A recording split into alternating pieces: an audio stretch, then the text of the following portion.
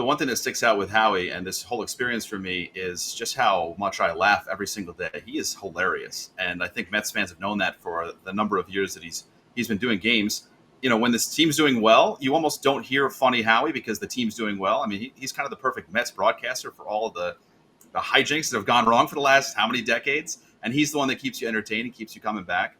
The hardest part about this year, though, is the pitch clock kind of limits the amount of stories we can tell, the amount of back and forth we can have. So I know he's got stuff in the tank when the inning ends. Man, I wanted to tell this joke or tell that story. But that experience of I'm rolling on the floor with some of the stories that he tells, the stories that are good for the air and the stories that are not so good for the air that I get to hear. I think what's amazing about Howie is who he is on the air is who he is off the air.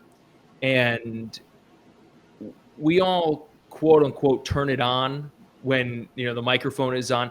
Howie doesn't. That's just who he is. Nothing changes.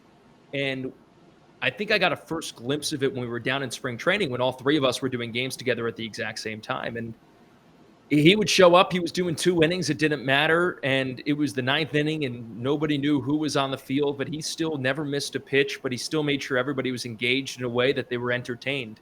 And I think that's what makes Howie so special is that he can flip the switch at any moment to go from calling a big moment to just going back to having another conversation. It's like having a fireside chat when it comes to Howie Rose, is because he's just telling stories all the time while still never missing a beat on the air.